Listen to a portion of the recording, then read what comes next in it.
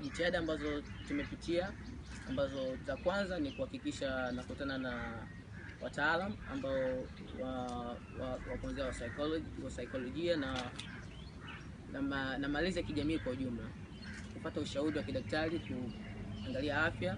Namshukuru Mungu, kitu ambacho naweza nikasema labda ni baraka kutoka kwa Mungu mwenyewe, kugundulika kwamba sikuwa nimefikia kwenye hatua ya kusema kwamba niende rehab moja kwa moja, japokuwa tulienda rehab kwa ajili ya ushauri, kwa sababu hivi vitu vina taratibu zake. Huwezi tu kurupuka na kusema kwamba nataka kuacha au nimeacha mambo, kwa sababu vitu vingi nimekuwa nikitumia kama hisi mitandao ilikuwa ni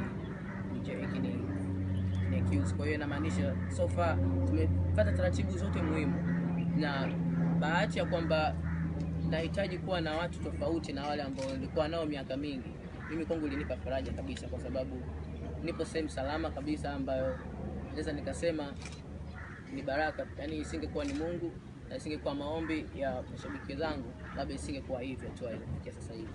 Kwa hiyo nipo sehemu ambayo sasa hivi naweza nikasema watu wategemee kazi, na kwa sababu ya mambo yote yanayotokea kwa sasa hivi sihitaji kukurupuka kwenda kufanya kazi. Niko nasikiliza mwongozo, na hakuna mtu yeyote ambaye anaweza kufanikiwa bila kuwa chini ya mamlaka. Kwa hiyo nipo sehemu ambayo sina maamuzi katika kitu changu chochote. Kwanza kuna muda hata simu situmii, sina access ya starehe yoyote. Niko chini ya mamlaka, naweza ngasema, na mamlaka ambayo nazungumzia ndio hiyo unaiona kwenye background ambayo ni MDB.